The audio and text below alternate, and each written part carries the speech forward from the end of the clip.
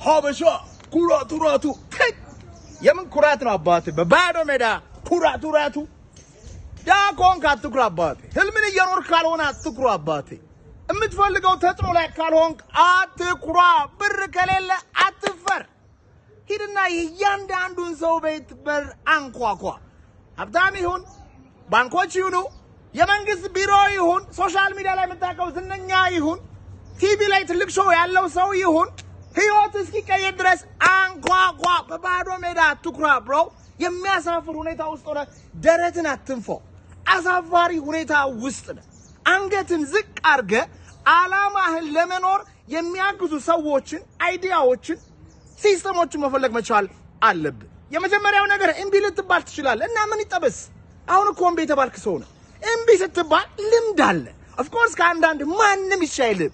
የምታንኳኳው በር ራሱን በራሱ አይከፍትም። መጥፎ ነገር ተከፍቶ እንኳን ህይወት ላይ ቀየር ይችላል። ጥሩ ኤክስፒሪየንስ ግን አለ። ቁጭ ካሉ ሰዎች በላይ አምላክ ሆይ የሞከርክ ነው ትላለህ። ሁለተኛው ግን ዋሪፍ ደግሰው አምላክ ቢያመጣ ዋሪፍ የጥረትን የልፋትን የሩጫህን ነገር አይቶ ህይወትን የሚቀይር ቢዝነስን የሚደግፍ ፕሮጀክትን ሳፖርት የሚያደርግ ሰው ቢመጣስ ወንድሜ ካልሞከርክ በስተቀር አታውቅም። ሁላችንም እዚህ የቆምነው የሆኑ ሰዎች እግዚአብሔር የላካቸው መልካም ሰዎች ስለደገፉን ነው። ማንም ሰው በራሱ አልተራመደም፣ በራሱ አልለበሰም፣ በራሱ አልበላም፣ በራሱ አልነገደም። የሆኑ ሰዎች ረድተውታል።